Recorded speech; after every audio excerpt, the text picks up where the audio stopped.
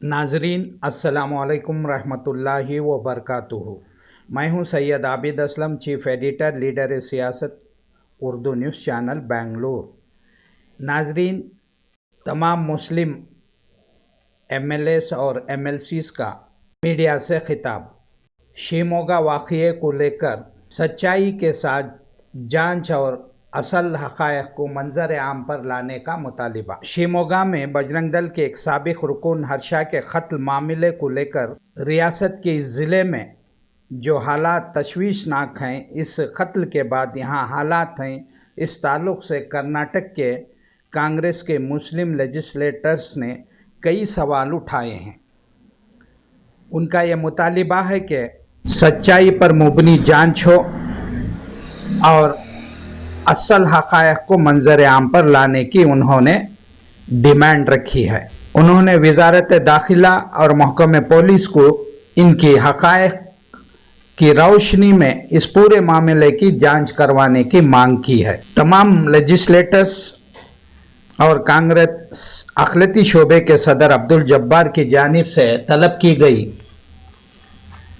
एक press conference में शांति नगर के रुकन असम्बली यानी हारिस चामराजपेट हल्के के ज़मीर अहमद खान, रुकन काउंसिल नसीर अहमद और शिवाजी नगर असम्बली हल्के के रिजवान अरशद, जीए बावा, रिटायर्ड पुलिस ऑफिसर ने ये सवालात उठाए हैं कि इस मौके पर ज़मीर अहमद ने कहा कि रियासती वज़ीर ईश्वरप्पा, जिनका ताल्लुक़ शिमोगा ही से है, उन्होंने इस कत्ल वाक़ये के चंद घंटों बाद ये दावा किया था, ये चैलेंज किया था कि मुस्लिम गुंडों ने हर्षा का कत्ल किया है।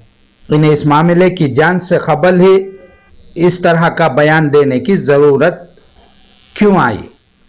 नसीर अहमद रुकन काउंसिल ने बताया कि शिमोगा में हर्षा के कत्ल के एक दिन कबल ही शिमोगा पुलिस के चंद अफराद शिमोगा जेल पहुंचकर जेल के अंदर ही पुलिस ने वहां कैद रखे गए अक़लियती तबक़ात के कई नौजवानों की खूब पिटाई की। इस मामले की जांच करवाना बहुत ज़रूरी है। पुलिस ने किसके इशारे पर जेल के अंदर इन कैदियों पर जुल्म ढाए थे और इन बेचारों को यहाँ तक कि इतना मारा गया कि वो हॉस्पिटल में इलाज कराने की नौबत आई। इस वाक़ये की भी जांच मुकम्मल होनी चाहिए। महकमे पुलिस और वज़ारत दाखिला के ज़रिए इस जांच को करवानी चाहिए। नसीर अहमद ने यह भी सवाल उठाया है कि कत्ल के बाद एडीजीपी मुरुगन ने इस कत्ल मामले में दो अफराद सुरेश और संतोष गौड़ा को गिरफ्तार किए जाने का बयान दिया था। फिर दूसरे दिन इन दोनों के नाम इस मामले से हटा देने की वजह क्या थी। पुलिस थाने में कत्ल मामले की शिकायत से भी इन दोनों गिरफ्तार अफराद के नाम किस बुनियाद पर गायब कर दिए गए। कत्ल वारदात के बाद शिमोगा शहर में 144 सेक्शन डाला गया, लेकिन इसके बावजूद शहर में हर्षा की आरती का जुलूस निकालने की इजाज़त किस बुनियाद पर दी गई और इस जुलूस के दौरान ही चंद गुंडे तलवार दिखाते हुए जुलूस में ले जाने की इजाज़त देने का मकसद क्या है। पुलिस जांच के दौरान मक़तूल हर्षा की मां का दिया गया बयान क्यों नज़रअंदाज कर रही है, जिसमें हर्षा की मां ने कहा था कि हर्षा का ताल्लुक़ किसी भी हिंदू तंजीम से नहीं रहा है, वो इन तंजीमों से खुद को अलग कर चुका है, जबकि ये इशारा बहुत ही काफ़ी और अहम है। इसकी मां ने यह भी बयान दिया है कि इसके बेटे की जान को अब खतरा लाहक है। इसे कुछ लोग फ़ोन पर कत्ल की धमकियां दे रहे हैं। हर्षा के फ़ोन की रिकॉर्डिंग की जांच क्यों नहीं की जा रही है, इसका वो फ़ोन कहाँ है। रुकन असम्बली यानी हारिस ने कहा कि शिमोगा के इस वाक़या और हिजाब के मामले को लेकर इश्तियाल अंगेज़ वीडियोज़ जारी करके माहौल को कशीदा किया जा रहा है और दो फ़िरक़ों के दरमियान नफ़रत का माहौल बनाया जा रहा है। ऐसे अफराद के ख़िलाफ़ महकमे पुलिस या हुकूमत की जानिब से कोई कार्रवाई क्यों नहीं की जा रही है। रुकन असम्बली ज़मीर अहमद खान ने मुतालिबा किया है कि इस मामले की CBI जांच करवाई जाए। कांग्रेस अक़लियती शोबे के चेयरमैन अब्दुल जब्बार ने कहा कि हिजाब का मामला अभी अदालत में है, इस पर कोई तबसरा करना मुनासिब ना होगा। रियासत के मुस्लिम सियासी कायदीन शिमोगा के मामले और हिजाब के मामले में खामोश नहीं बैठे ही, बल्कि वो कानून के दायरे में रहकर इस मामले में जो भी इकदाम करने ही वो रियासत में अमन और भाईचारगी बनाए रखने का जो काम करने ही वो कर रहे हैं। महकमे पुलिस के आला अफसरों से और सियासी कायदीन से भी राबिते में है। शांति नगर के एमएलए जनाब यानिया हारिस ने कहा कि हिजाब के ताल्लुक से वो तमाम बहनों और बेटियों के साथ खड़े हैं, क्योंकि जमहूरी मुल्क जहां हर मज़हब के लोगों को अपने मज़हब पर चलने और इस पर मुकम्मल अमल करने और अपने मज़हब की तबलीग की मुकम्मल इजाज़त है, इसके बावजूद चंद शरपसंद अनासिर नफ़रत का माहौल बना रहे हैं। वो ख़वातीन जो हिजाब की जंग लड़े हैं, दस्तूर हिंद का इस्तेमाल करते हुए जमहूरी तरीक़े से वो अपना एहतजाज जारी रखे हैं, इन तमाम मजलूम ख़वातीन के साथ वो खांधे से खांधा मिलाकर खड़े हुए हैं। इनकी इस इंसाफ की जंग में हम तमाम लेजिस्लेटर्स यानी एमएलएस एमएलसीज इनके साथ पहले भी थे, अब भी हैं और आइंदा भी इनके साथ हम पूरी ताकत और क़ुव्वत और हौसले के साथ इनके साथ रहेंगे। वो हादिसे के एक दिन पहले शिमोगा जेल में पुलिस ऑफिसर एकाएक घुसकर तकरीबन 40 से 50 नौजवानों को, खासकर अक़लियत नौजवानों के ऊपर टॉर्चर कर रहे थे। उसमें 10-15 लोगों को हॉस्पिटल में भी एडमिट करके उतनी बुरी तरीके से मार के, तो क्या वजह से मारे, क्या वजह से गए थे, इसके पीछे कौन किसका आर्डर था, ये सब किसी को नहीं मालूम। दूसरे दिन ये इंसिडेंट होता है। तीसरे दिन एक बहुत बड़ा पुलिस ऑफिसर कर्नाटक का मुरुगन साहब, पहले वहाँ के एसपी भी थे और शिमोगा के चप्पा चप्पा जानता है आदमी, उन्हें 2 साल 2.5 साल वहाँ एसपी होकर काम करते रहे मुरुगन साहब। उनका एक स्टेटमेंट आता है, वी हैव अरेस्टेड 2 सस्पेक्ट्स, एक सुरेश और दूसरा संतोष गौड़। ये दोनों के नाम प्रतिदिना.com में प्रतिध्वनि अपीयर होता है। वो होने के बाद चंद घंटों के बाद वो ख़त्म, नए नाम आते। तो ये जो है इसके पीछे कौन है? अब आप हुकूमत, होम मिनिस्टर का स्टेटमेंट आता है और माधुस्वामी लॉ मिनिस्टर का स्टेटमेंट आता है, हमारी पुलिस बहुत कॉम्पिटेंट है, हमारी पुलिस के ज़रिए से इंक्वायरी होगा। अब छोटे इंसिडेंट को आप सीबीआई की इंक्वायरी बोलते हैं। जेवर जीवन अली का इंसिडेंट सिर्फ 2 घंटे का इंसिडेंट था, उससे तो आप सीबीआई का भी इंक्वायरी कराए, आप एनआईए का भी कराए। तो यहाँ पर इतना बड़ा इंसिडेंट, यहाँ पर क्यों नहीं आप सीबीआई की इंक्वायरी कराते, क्यों नहीं आप एनआईए की इंक्वायरी कराते? तो 144 सेक्शन रहने के बावजूद प्रोसिक्यूशन को कौन इजाज़त दिया? 144 सेक्शन का मतलब क्या है? 4 आदमी से ज़्यादा लोग जम नहीं सकते। तो मार्चरी के पास 2000 आदमी जमने के वास्ते कौन इजाज़त दिए? और वहाँ से प्रोसिक्यूशन निकालने के वास्ते कौन इजाज़त दिए? प्रोसिक्यूशन जब निकलता है तो उसमें रास्ते में घरा तोड़ना, लोग घरा के अंदर घुसना, दुकाना चोरी करना, दुकाना के अंदर घुसना, गाड़ियाँ जलाना, तब पुलिस क्या करती थी? अच्छा, जो मार्चरी मैगन हॉस्पिटल से प्रोसिक्यूशन निकला, main road that BH road बोलकर आमिर खान रोड बोलती है उसे, आमिर अहमद सर्कल, वहाँ से जो रोड से निकला तो वो रोड में सब सीसीटीवी है। किसके पास तलवार थे, किसके पास कोयते थे, किसके पास डंडे थे, वो सब टीवी में भी बता कर रहे हैं। टीवी में भी सब वीडियो है आपके पास, ड्रोन कैमरा है आपके पास, कि वो लोगों को अरेस्ट नहीं कर रहे, चाहे कौन भी रंधे हो, उनको क्यों नहीं अरेस्ट करें? सो ये सब देखने से मालूम होता है इसके पीछे एक बहुत बड़ी साजिश है, एक मैसेज। अब वो इंसिडेंट हुआ और पूरे स्टेट के अंदर प्रोटेस्ट हुआ, और प्रोटेस्ट क्या हुआ? जेनोसाइड करेंगे, ये क्या कतर अंदर घुस को कतर के डालेंगे, ये सब लैंग्वेज कौन बोल रहे हैं? उनके खिलाफ क्यों कार्रवाई नहीं हो रही है? खालिद दिल्ली में स्टूडेंट लीडर अभी तक जेल में है। कितने लोग जेल में है? खाली वो पार्टिसिपेट करे शाहीन बाग में, तो यहाँ पर ओपनली दे से जेनोसाइड करेंगे, घर घुस कर मारेंगे, घर भगा कर मारेंगे, पाकिस्तान को भेजेंगे, इनके खिलाफ क्यों कार्रवाई नहीं हो रही है? तो ये सब जो है एक सूची समझी तरीके से एक साजिश है। इसको अगर इसका जो पर्दाफाश करना है तो ये जो मैटर है इसको फौरन CBI या NIA के हवाले करना, ये हमारा डिमांड है। और उसके साथ साथ अभी हारिस साहब भी बता रहे थे, मैं चीफ मिनिस्टर से अपील करता हूँ कि हमारे जज्बात के साथ खेलने का उनको हक नहीं है। मौलाना अबुल कलाम आज़ाद की बिल्डिंग जो है वो एरिया में एक ही बिल्डिंग माइनॉरिटीज़ के लिए पहली बार बनाई गई है, ये हमारे पीरियड में वो 12 करोड़ रुपए की सरमाया से। आपको अगर वक्त नहीं है तो आप बोल सकते हो कि मुझे वक्त नहीं है।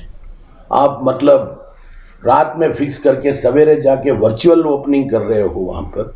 आपको तुंगभद्रा जाके वहाँ पर काशी बनाने की आपके पास वक्त है, यहाँ पर 5 मिनट आकर एक बिल्डिंग इनाग्रेशन करने के वास्ते आपको वक्त नहीं है। ये तो सरासर हमारे लोग हमारे जज्बात के साथ खिलवाड़, और ये ठीक नहीं रहेगा। ये मैं वजीर आला को एक वार्निंग देना चाहता हूँ। नहीं, हम लोग जो भी हालात है स्टेट पर और हिजाब को लेकर, उसके बाद वो हर्षा जो मर्डर हुआ शिमोगा में उसको लेकर, ये सब चीज़ को लेकर हमें आप लोगों से गुफ्तगू करने के लिए हम बैठे हैं। तो जिस हालात पर है ये पूरा साजिश है। जो भी शिमोगा में हुआ, उसके बाद क्या क्या हुआ, जो अटैक हुए हमारे लोगों का दुकान और जो प्रॉपर्टीज़ डैमेज करे, और गवर्नमेंट भी इसके बारे में कुछ भी बात नहीं करे, बहुत साइलेंट बैठे हैं। या तो एस्टिमेट कराना डैमेज का, या तो कुछ क्या तो भी एक बात करके कुछ संधान करने का तो कोशिश करना चाहिए। अभी तक कुछ हुआ नहीं।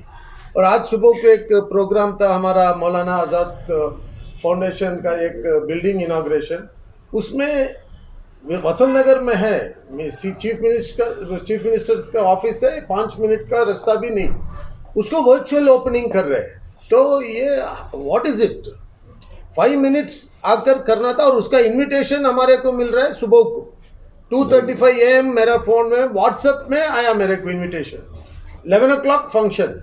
तो व्हाट इज इट, क्या गवर्नमेंट क्या चाह रहा है और उन क्या करने जा रहे हैं? और जो भी हुआ, जो हर्षा का मर्डर में, हमें तो सब लोगों को मालूम है व्हाट्सएप में क्या आया है, उसका अम्मी ने क्या बताया उसके बारे में, क्या क्या स्टेटमेंट दिए, और जो हिंदू संगठन है उसके ऊपर 10 लाख का, जो उसको मर्डर करे तो 10 लाख देते हैं करके वो लोग स्टेटमेंट दिए। ये सब चीज़ों के बीच में उसका मर्डर हुआ, ईश्वरप्पा जाते और बोल के ये 4-5 हमारे मुसलमान लड़कियों को पकड़, किसे तो भी पकड़ने, जो खून किया है उसे पकड़कर सजा देने दो, हमें बीच में नहीं जाते। लेकिन सही रहना चाहिए, ये खाली कम्युनल एक एटमॉस्फेयर क्रिएट करने के लिए गवर्नमेंट नहीं करना है, और या उनका किसी को फेवर करके उनको प्रोटेक्शन करने को, जो ईश्वरप्पा का स्टेटमेंट था उसका तो खिलाफ हमारा जंग, हमें लड़ने कुछ है।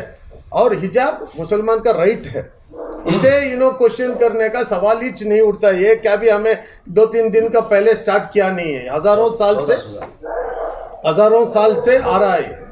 और ये एक मॉडेस्टी है एक औरत का, प्रोटेक्ट करना, उसको बंद करना। इससे किसको तकलीफ हो रहा है? किसी को तकलीफ होता तो हमें डिस्कस कर सकते हैं, किसी को तकलीफ नहीं उससे।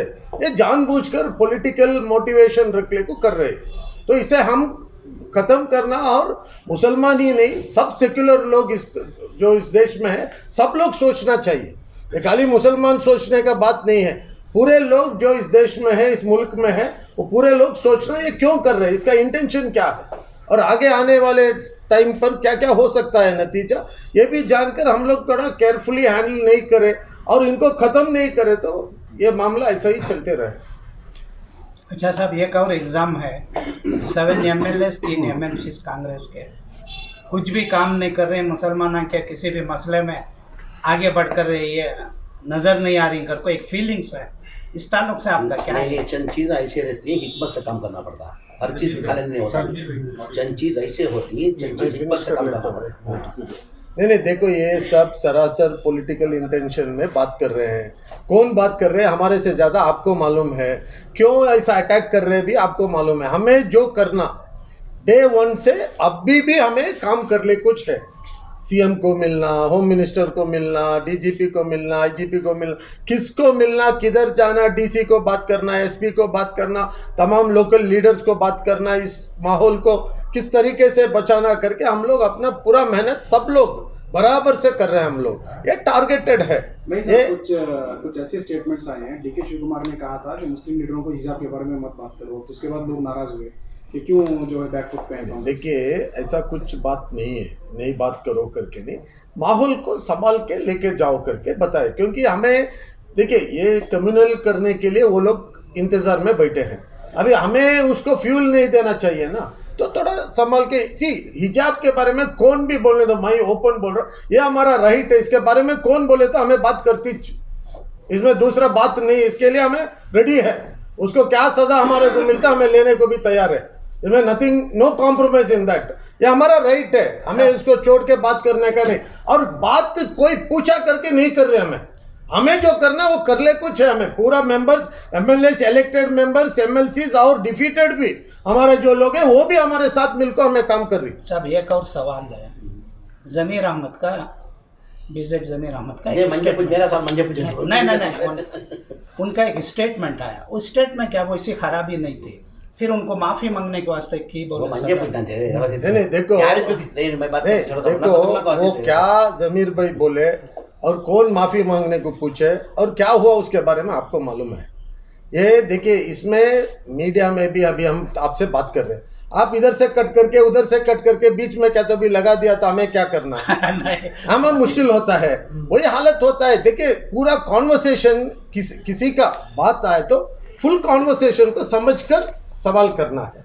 अभी देखिए हिजाब के बारे में मैं बोला ना हिंदुस्तान की आज ये हालत होकर है, सो 80% रिस्पॉन्सिबल इज इलेक्ट्रॉनिक मीडिया। नहीं, ये हमें जो बात कर रहे हैं आपसे, हमें जो है सच सच बात बोलते हैं। अगर आप इधर उधर करके क्या तो भी हैरिस ऐसा बोले तो क्या कर सकते बड़े हैं? दुश्मन मैंने अकलियत के कोणते भी हिंगर को बोले तो आरएसएस, बीएचपी, बीजेपी नहीं, इलेक्ट्रॉनिक मीडिया। नहीं, तो आप लोग हमारे भाई लोग हैं। कांग्रेस की तरफ से कोई दबाव है मुस्लिम लीडरों को हिजाब के बारे में मत बात कीजिए? अभी आपके सामने बैठकर बात कर रहे, दबाव रहता तो बात नहीं, वो करते क्लियर क्या? कीजिए। देखो हमें कांग्रेस पार्टी में कांग्रेस का हमें वर्कर्स, कांग्रेस का MLA, no issue about that. But हमें मुसलमान, हमें इंडियन है, ये सब चीज में मिक्स करके मारने का नहीं। जो हक एक मुसलमान होकर करना वो 100% करते हैं, ये हक हिंदुस्तानी होकर करना वो भी करते हैं। इसमें कॉम्प्रोमाइज नहीं करते किधर भी। जो हमारा राइट है उसके लिए हम लड़ते, नो अदर उसमें एक्सक्यूज, कॉम्प्रोमाइज नहीं करते। सब कल राहुल गांधी का ने 15 लीडर मुसलमान या कांग्रेस पार्टी क्या गई, उसमें कितने मुसलमान आए सर? तो कौन हिंदू तो क्या ना, सलीम अहमद और कादर गए। बोलने वाला पूछने वाला नहीं है ना सर। है, इतनी पर बड़ी कौम को represent करने वाला। उन्होंने भी पूछती, बोलते क्या भी आप ऐसा फिक्र करने का जरूरत नहीं, उन्हें उधर नहीं पूछे तो इधर से हमें सब पूछती।